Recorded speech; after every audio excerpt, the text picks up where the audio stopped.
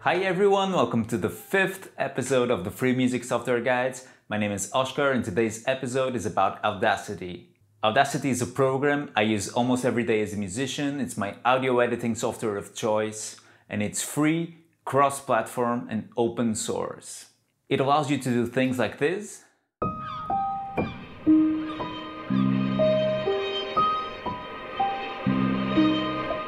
And also this. From her nest in the holm oak tree, the nightingale heard him, and she looked out. But just a quick note before we start. Audacity is a professional level software, but it's very easy to interact with. But we'll barely scratch the surface of what it can do today. For that reason, there are more episodes coming soon. So, let's get started. Audacity is a software that you'll need to install on your computer. So head into audacityteam.org to download it. There's a version for Windows, Mac, Linux, and even other operating systems. So click on download and follow the instructions on the screen and on the installer. After you successfully installed it, here's what you look into. A big empty screen with lots of controls. Now don't panic. I'll click this red button right here, the record button, and speak into my microphone. I am sitting in a room different from the one you are in now. I am recording the sound of my speaking voice, which I will edit again and again and again. Maybe the first thing you noticed when I recorded this was a huge gap right here, which I did on purpose, believe it or not, so that I could get into using the selection tool up here.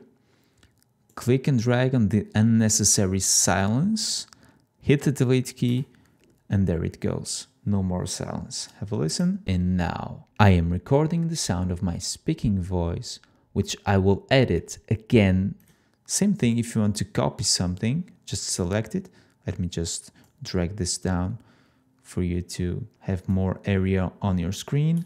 Control C to copy, Control V to paste.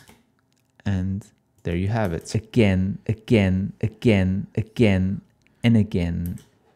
Let's get rid of the unnecessary silence at the beginning and also a bit at the end. Each track you record has some sort of controls like a track volume and a panning. Right here is coming from only the left speaker or headphone. I am recording this. And now from the right one. I am recording the sound. You can check the balance and actually the panning right here. Now the main issue that you might run into has to do with the drivers and input selection. So make sure you're using the proper one. In my case, I'm speaking into a microphone that's connected to the Steinberg UR44 audio interface. So that's what's selected. And I'm listening through my speakers and my headphones. So the audio output is the same. One quick note to those of you used to audio in Windows, there's not the option to easily use ASIO drivers because of the licensing, but you have Audacity, which is probably good enough for what you want. Now for the first part of the tutorial, I was using a shotgun microphone, this one, connected directly to my audio interface. You can use whichever microphone you have available, like your computers, or even record yourself with a smartphone and send the audio to Audacity. Let's see how you can import audio files into Audacity. I prepared 3 different samples. The first one is a piano. I'll just drag and drop it, or I could go to File and Open. It's the same thing. The first thing you'll probably notice is that this is a stereo track, meaning it has a left channel up here and a right channel down here. You can later change the panning as well, but it already has a left and a right channel. It's also quite loud, as you can see from the amplitude on the waveform, so I'll lower that a bit. I'll click Ctrl A to select everything, go to Effect, Amplify, and then lower it by about 12 dBs or something. It's much softer now. Let's have a listen.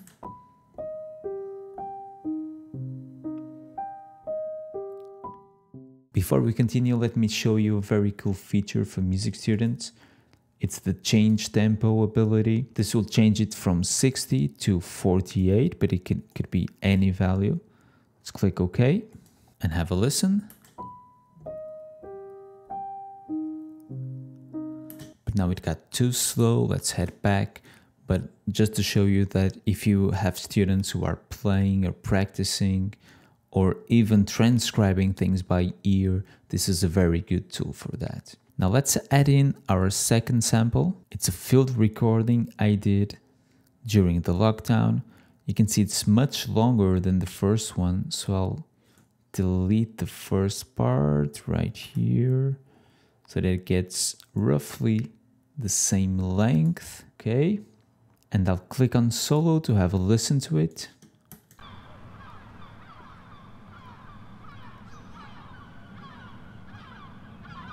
It's very subtle, but it works well as it is. Let me add a fade in. So I'll select this, go to Effect and Fade in. I do it so often, I have my own shortcut for that. And the same thing here with the fade out. Effect, fade out.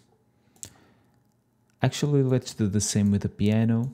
Fade in, a longer fade in, and a longer fade out.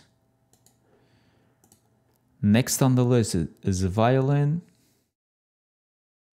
You can see it's quite loud as well. So I'll select everything on the violin, Effect, Amplify, change it to like minus 16. And then I just want it right at the end, so I'll delete this part at the beginning and then cut this, and let me check. The piano is right there. Okay, so I'll put it right here, fade out and fade in. And now let's have a listen.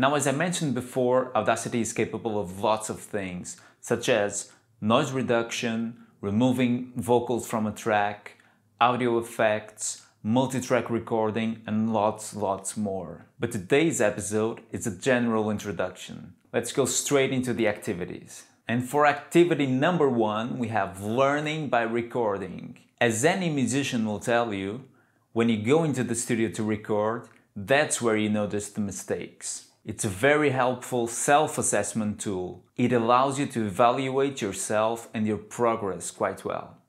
So why not use it with your students, for instance, those learning a language? I know I've learned a lot about my English pronunciation lately, just editing audio from the free music software guides. But you can also use it with music students. For instance, if you have a student that plays like this,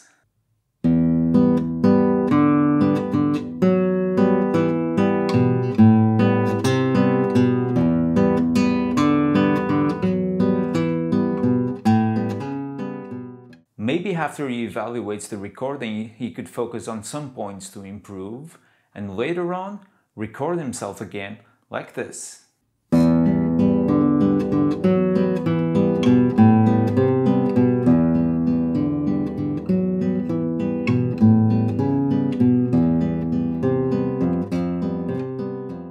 That was much better, but with more technique and study, it can even reach things like these.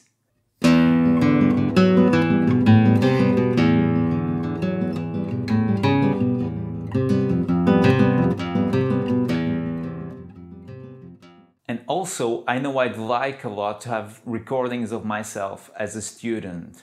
I have some photographs, but not that many sound recordings from when I was learning how to play. So you can build them a portfolio and also sound memories for the future. And remember, they can record it themselves with their smartphones at home or a tablet or their computer and send you the sound files to edit in Audacity. Activity number 2 is storytelling. Either use a story that's already written or write one yourself and then record yourself speaking and illustrate it with sounds. Here is me trying to read Oscar Wilde's The Nightingale and the Rose. "She said that she would dance with me if I brought her red roses," cried the young student. "But in all my garden there is no red rose." From her nest in the holm oak tree, the nightingale heard him, and she looked out through the leaves and wondered. "No red rose in all my garden," he cried, and his beautiful eyes filled with tears.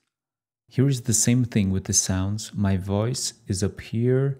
I have some garden sounds, bumblebees and nightingales. Have a listen.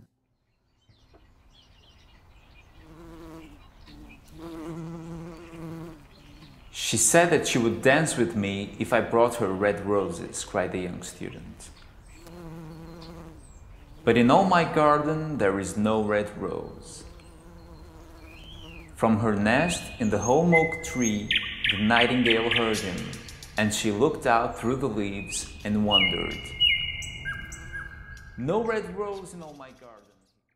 And activity 3 is the most 2020 or 2021 thing you can do, which is to create a podcast. Now, all jokes aside, podcasts are excellent learning activities for everyone. Create them with your class, have them sharing their favorite songs, or essays they write, or interviews they make, or just general thoughts on the world.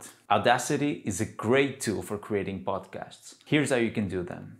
Here is a voice I just recorded. It's just some placeholder audio. Once you've done the recording, import the sound file like a jingle. This is the free music software guide jingle. And I'll select the voice, cut, and then paste it up here. Obviously, audio editing is much more complex than this, so be sure to subscribe so that you don't miss the next episodes on audio editing. But here's how it sounds.